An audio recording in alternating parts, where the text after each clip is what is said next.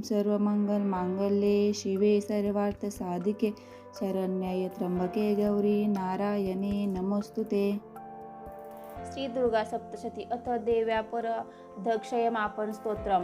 माँ मैं न मंत्र जानता हूँ न यंत्र, अहो मुझे स्तुति का भी ज्ञान नहीं है, न आह्वान का पता है, न ध्यान का स्तोत्र और कथा की भी जानकारी नहीं है, न तो तुम्हारी मुद्राएं जानता हूँ और मुझे न व्याकुल होकर विलाप करना ही आता है। परंतु एक बात जानता हूँ, केवल तुम्हारा अनुसरण, तुम्हारे पीछे चलना, जो कि सब क्लेशों को, समस्त दुख विपत्तियों को हर लेने वाला है, सबका उद्धार करने वाली कल्याणमय माता। मैं पूजा की विधि नहीं जानता, मेरे पास धन का भी अभाव है, मैं स्वभाव से भी आलसी हूँ तथा मुझसे ठीक ठीक पूजा का संपादन हो भी नहीं सकता। इन सब कारणों से तुम्हारे चरणों की सेवा जो त्रुटि हो गई है उसे क्षमा करना, क्योंकि कुपुत्र का होना संभव है किंतु कहीं भी कुमाता नहीं होती। माँ इस पृथ्वी पर तुम्हारे सीधे साधे पुत्र तो बहुत से है, किंतु उन सब में ही अत्यंत तुम्हारा चपल बालक हो। मेरे जैसे चंचला कोई बिरला ही होगा। शिवाय मेरा जो यह त्याग हुआ है यह तुम्हारे लिए कदापि उचित नहीं है, क्योंकि संसार में कुपुत्र का होना संभव है किंतु कहीं भी कुमाता नहीं होती। जगदम्बे माता, मैंने तुम्हारे चरणों की सेवा कभी नहीं की, देवी तुम्हें अधिक धन भी समर्पित नहीं किया, तथापि मुझे जैसे अधम पर जो तुम अनुपम स्नेह करती हो उसका कारण यही है कि संसार में कुपुत्र पैदा हो सकता है किंतु कहीं भी कुमाता नहीं होती। गणेश जी को जन्म देने वाली माता पार्वती, अन्य देवताओं की आराधना करते समय मुझे नाना प्रकार की सेवाओं में व्यग्र रहना पड़ता था, इसलिए 85 वर्ष से अधिक अवस्था बीत जाने पर मैंने देवताओं को छोड़ दिया है। अब उनकी सेवा पूजा मुझसे नहीं हो पाती, यह उनसे कुछ भी सहायता मिलने की आशा नहीं है। इस समय यदि तुम्हारी कृपा नहीं होगी तो मैं अवलंब और रहित होकर किसकी शरण में जाऊंगा।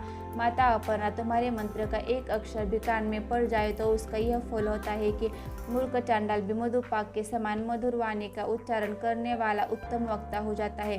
दीन मनुष्य भी करोड़ों स्वर्ण मुद्राओं से संपन्न हो चिरकाल तक निर्भय विहार करता रहता है। जब मंत्रों में एक अक्षर के श्रवण का ऐसा फल है तो जो लोग विधि पूर्वक जप में लगे रहते हैं उनके जप से प्राप्त होने वाला उत्तम फल कैसा होगा, इसके कौन मनुष्य जान सकता है। भवानी, जो अपने अंगों में चिता के राख बबूट लपटे रहते हैं, जिनका विषय भोजन है, जो दिग्बंधारी नग्न रहने वाले हैं, मस्तक पर जटा और कंठ में नागराज वासु को हार के रूप में धारण करते हैं तथा जिनके हाथ में कपाल भिक्षा पात्र शोभा पाता है, ऐसे भूतनाथ पशुपति बीच को एकमात्र जगदीश की पदवी धारण करते हैं। इसका क्या कारण है, यह महत्व उन्हें कैसा मिला? यह केवल तुम्हारे पानी ग्रहण की पारिपाटी का फल है। तुम्हारे साथ विवाह होने से ही उनका महत्व बढ़ गया है। मुख में चंद्रमा की शोभा धारण करने वाली माँ, मुझे मोक्ष की इच्छा नहीं है, संसार के वैभव की भी अभिलाषा नहीं है, न विज्ञान की अपेक्षा है, न सुख की आकांक्षा। अतः तुमसे मेरी यही याचना है कि मेरा जन्म मृडानी, रुद्रानी, शिव शिव भवानी इन नामों का जप करते हुए बीते। माँ श्यामा, नाना प्रकार की पूजन सामग्रियों से कभी विधि पूर्वक तुम्हारी आराधना मुझसे न हो सके। सदा कठोर भाव का चिंतन करने वाली मेरी वाणी ने कौन सा अपराध नहीं किया है, फिर भी तुम स्वयं ही प्रयत्न करके मुझे अनाथ पर जो किंचित कृपा दृष्ट रखती हो।